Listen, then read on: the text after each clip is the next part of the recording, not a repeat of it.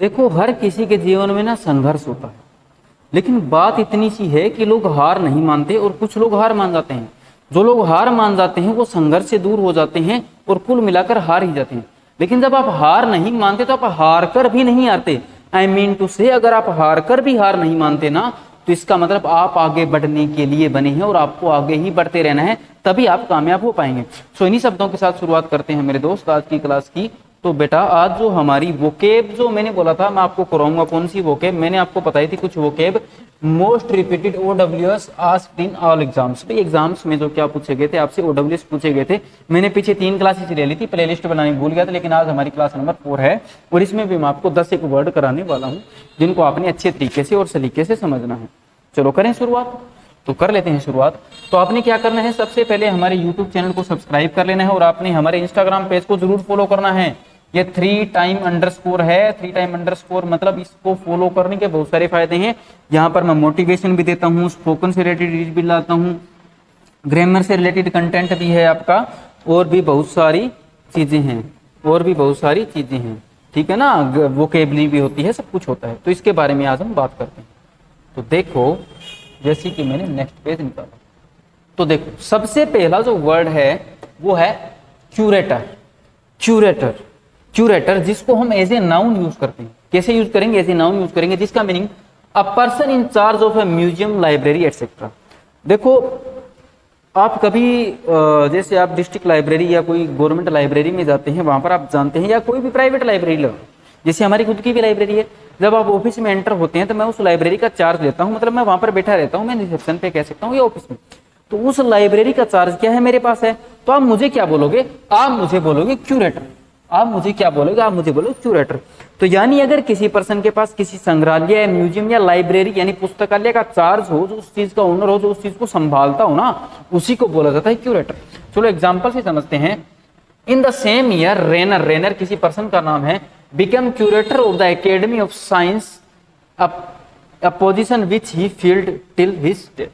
भी वो उसका क्या बना? क्यूरेटर बन गया, मतलब उस साइंस की एकेडमी यानी उस चीज को संभालने वाला बन गया। इजी वर्ड है, यूट्यूब को यहाँ पर भी गलती से दे दिया, चलो कोई नहीं। तो क्यूरेटर आप समझे। नेक्स्ट है बेटा कंट्रोलर। ये तो आसान है, यानी चीजों को कंट्रोल करने वाला, ये हम यूज करेंगे as a noun. As a noun अगर यूज करेंगे तो जिसका मीनिंग हो गया a device use to operate or control a machine, यानी कि ऐसा डिवाइस जिसको यूज किया जाता है एक मशीन को कंट्रोल करने के लिए या फिर ऑपरेट करने के लिए। और कंप्यूटर गेम, जैसे किसी कंप्यूटर गेम को ऑपरेट करना हो, किसी डिवाइस को करना हो या किसी और चीज को करना हो, तो तब आप क्या करेंगे? कंट्रोलर। जैसे आपके पास क्या होता है? रिमोट कंट्रोल होता है। आपके पास रिमोट कंट्रोल होता है, चाहे एसी का हो, चाहे टीवी का हो, किसी भी चीज का अगर आपके पास रिमोट कंट्रोल है तो आप उसको क्या बोलोगे? कंट्रोलर। किसी भी चीज को आप कंट्रोल कर सकते हैं। बहुत सारी चीजों के आजकल रिमोट कंट्रोल आ चुके हैं, और आजकल हस्बैंड का तो रिमोट कंट्रोल क्या होती है? वाइफ होती है, जानते हैं। ठीक है जी। तो एग्जांपल से समझते हैं। The assisted braking controller is integrated into the test. अरे मेरे को पता था हमारे जो टाइपिस्ट साहब है वो ऐसा ही करेंगे। ये इनो भाई, या तो इनो बना देता, क्या फर्क पड़ता तेरे को है क्या यार मोहन। चलो बेइज्जती करवा दी, कोई बात नहीं। ये हमारे सीजीएल क्रैक करने वाले स्टूडेंट है जो इंटू को इनो लिखते हैं। चलो जी नेक्स्ट समझते हैं। हाँ जी, सो अगला जो वर्ड है वो है इनविजिलेटर। इनविजिलेटर जो हम ऐसे नाउन यूज करते हैं। अब इसको कैसे समझोगे? सभी एग्जाम देने गए हैं, सभी ने 10th +2 या ग्रेजुएशन के एग्जाम दिए हैं। वहां पर जो आपके सामने बैठा रहता है, आपके एग्जाम को हेल्ड करवाता है, कंट्रोल करता है, आपके ऊपर नजर रखता है कि पर्ची नहीं चलनी है, लेकिन आजकल तो पर्ची सबसे ज्यादा चलती है। तो जो आपको देखता है, जो आपको इन्विजिलेट करता है वहां पर, उसको इन्विजिलेटर बोला जाता है। जो कहता है कि नकल नहीं मारनी, पर्ची नहीं लेके आनी, या पर्ची है तो निकाल के मेरे को दे दो, सामने बैठा होता है। जो आपके वहां पर साइन करके जाता है, जो आपकी हर चीज चेक करता है कि आपने रोल नंबर प्रॉपर तरीके से लिखा है कि नहीं लिखा, गोले अच्छे तरीके से भरे है कि नहीं भरे, उसी को इन्विजिलेटर बोला जाता है। चलो इसको समझ लेते हैं। A person who job is to watch people taking in an examination order to check that they do not cheat. जिसका क्या काम होता है कि वो चीट ना करे और पेपर को, एग्जामिनेशन हॉल के अंदर चीजों को अच्छे तरीके से चेक करता रहे। आसान वर्ड है, एग्जाम्पल से समझते हैं। If you need more paper, भी अगर तुम्हें और एक्स्ट्रा सीट चाहिए ना, हमें तो नहीं चाहिए होती, लेकिन जो होशियार बच्चे होते हैं, जो तेज होते हैं, जैसे हमारा इनो वाला भाई था, उसको एक्स्ट्रा सीट और एक्स्ट्रा पेपर चाहिए होते हैं, तो प्लीज आस्क द इन्विजिलेटर। तो वो इन्विजिलेटर से पूछ सकता। इस तरीके से हम यूज करेंगे। ठीक है जी। तो नेक्स्ट करते हैं, हंस रहा है बैठ के, पहले गलती कर देता है, कोई बात नहीं, पैसे भी ले रहे हैं। तो अगला है रिक्रूट। रिक्रूट आपने बहुत जगह जब देखते हैं कि कहीं जॉब की बात आती है, वैकेंसी की बात आती है, तब ये आपको लिखा हुआ काफी सारा मिलता है। वैकेंसी की बात आती है, चाहे प्राइवेट हो चाहे गवर्नमेंट जॉब हो, जो रिक्रूटमेंट होती है, जो नौकरियों की भर्तियां होती है, वहां पर आप यूज करते हैं। तो इसको हम एज ए वर्ब यूज करते हैं, जिसका मीनिंग होता है to employ new people to work for a company or organisation. भी लोगों को किसी कंपनी में या ऑर्गेनाइजेशन में क्या देना, रोजगार देना। रोजगार देना मतलब नौकरी की भर्तियां निकलना, ये हम करते हैं। जैसे अभी हमारी क्या आई हुई है, सीईटी की भर्ती आई हुई है, बाकी होगी पता नहीं कब, लेकिन आई जरूर हुई है, ठीक है। तो इसको बोला जाता है recruit. For example, the loan will be used for startup cost to recruit workers and provide ongoing operating expenses. भी लोन का यूज किस लिए किया जाना है, जो स्टार्टअप है उसकी कॉस्ट लोगों को रिक्रूट करने के लिए, किसको रिक्रूट करने, वर्कर के लिए, और जो ऑन गोइंग ऑपरेटिंग एक्सपेंसेस है उनके लिए लोन का यूज किया जाएगा। होगी बात क्लियर। रिक्रूट का मीनिंग क्या हो गया, नए लोगों को हायर करना कंपनी या किसी ऑर्गेनाइजेशन में। अगला है रिक्रिएट। रिक्रिएट का मतलब ये ऐसे वर्ब यूज करेंगे, लेकिन ये देखो रिक्रिएट, क्रिएट का मतलब होता है किसी चीज को बनाना, लेकिन जी मतलब फिर से, पुनः बनाना, किसी चीज को दोबारा से बनाना। जैसे आपने कोई चीज ली, उसको तोड़ मरोड़ दिया जैसे भी चीज, लेकिन आपने क्या किया, उसको फिर से बनाया, उसी के लिए आप यूज करेंगे रिक्रिएट। जैसे मैंने कहा टू मेक समथिंग एग्जिस्ट, कोई चीज पहले से एग्जिस्ट है उसको दोबारा से एग्जिस्ट कर देना, या फिर हैपन अगेन, या फिर उसको दोबारा से कोई चीज को बना देना। जैसे example, their work involves restoring and recreating wild life habitats all across the country. भी उनका काम क्या था, उनका काम ये था कि रिस्टोर करना और रिक्रिएट करना, मतलब चीजों को दोबारा से स्टोर करना और दोबारा से बनाना। Wildlife habitats all across the country, country के ऑल अक्रॉस के वाइल्ड लाइफ हैबिटेट्स हैं, जो जीव जंतु उनके बारे में बात हो रही है। समझ गए। रिक्रिएट का मीनिंग आसान है, लेकिन ये सबसे ज्यादा पूछे गए हैं और फिर आप इन्हीं में ही फंस जाते हो। नेक्स्ट है आपका रिकोर्स। रिकोर्स को हम एज ए नाउन यूज करते हैं, जिसका मीनिंग होता है हैविंग टू यूज समथिंग और ask somebody for help in a difficult situation.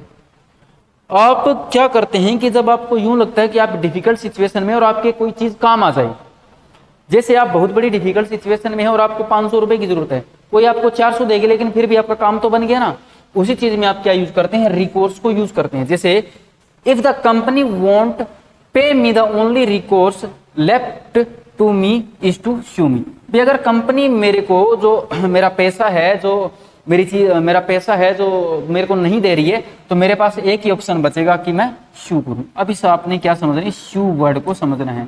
ये हम कैसे यूज करेंगे, ये हम एज ए वर्ब यूज करेंगे, जिसका मीनिंग होता है किसी के खिलाफ लीगल एक्शन लेना। लेकिन कब, जब कोई आपको आपका पैसा ना दे रहा हो, जब कोई आपको आपका पैसा ना दे रहा हो, तब आप ले सकते हैं लीगल एक्शन। उसके लिए जो वर्ड यूज किया जाता है वो होता है शू, और ये मैंने आपको लो वोके में करवाया है 1.5 साल पहले, इसको आपने समझना है। नेक्स्ट है व्हेन। व्हेन जो हम एज एन एडजेक्टिव यूज करते हैं, जिसका मीनिंग अनसक्सेसफुल और यूजलेस, जो कि आप हैं अनसक्सेसफुल और useless, failing to achieve purpose. जब तक आप अपनी मेहनत को दुगना तिगना नहीं करोगे, यानी अगर आपको 100 रुपए कमाने हैं तो आपको मेहनत करनी पड़ेगी 1000 रुपए जितनी। यानी अगर आपको कहता हूं ना मैं, अगर आपको 1 करोड़ की गाड़ी लेनी तो आपको मेहनत करनी पड़ेगी 10 करोड़ रुपए कमाने जितनी। तो इसी के लिए मैं कह सकता हूं पढ़ लो और कामयाब हो जाओगे, वरना तो फिर क्या बताऊं मैं, तुम्हारे पास कोई ऑप्शन नहीं बचेगा।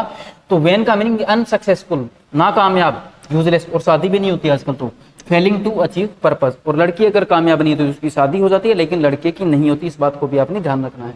समझ गए। तो एग्जाम्पल क्या हो, all the police efforts to find him were in vain. वे पुलिस के जितने भी एफर्ट थे, ये देखो अपोस्ट्रोफी एस लगाया आपका, भी पुलिस के जितने भी एफर्ट्स थे, तो उन्होंने क्या किया, वो उसको ढूंढने में क्या, वो फेल हो गए, अनसक्सेसफुल हो गया। इस तरीके से हमने वैन को यूज किया। नेक्स्ट जो वर्ड है वो है ओटियोज, जिसको हम कैसे यूज करेंगे, जिसको भी हम एज एन एडजेक्टिव यूज करते हैं, जिसका meaning use to describe a word or phrase. भाई किसी वर्ड और फ्रेज को डिस्क्राइब करने के लिए यूज किया जाता है। Sometimes an idea that is unnecessary और has been use several times. एक ऐसा आइडिया कह सकता हूं, या ऐसी फ्रेज, ऐसा वर्ड जो आप बार बार यूज कर लेते हैं, मतलब इतना ज्यादा भी नहीं करते। सेवरल का मीनिंग क्या होता है कि ज्यादा करना लेकिन बहुत ज्यादा ना करना, ज्यादा करना बट बहुत ज्यादा ना करना, इस मीनिंग में आप यूज कर लेते हैं। लेकिन वो चीज क्या हो जाती है, वो चीज एक एक्स्ट्रा ऑर्डिनरी हो जाती है, उसके लिए आप कह सकते हैं। तो उसके लिए आप ओटियोज वर्ड का यूज करते हैं।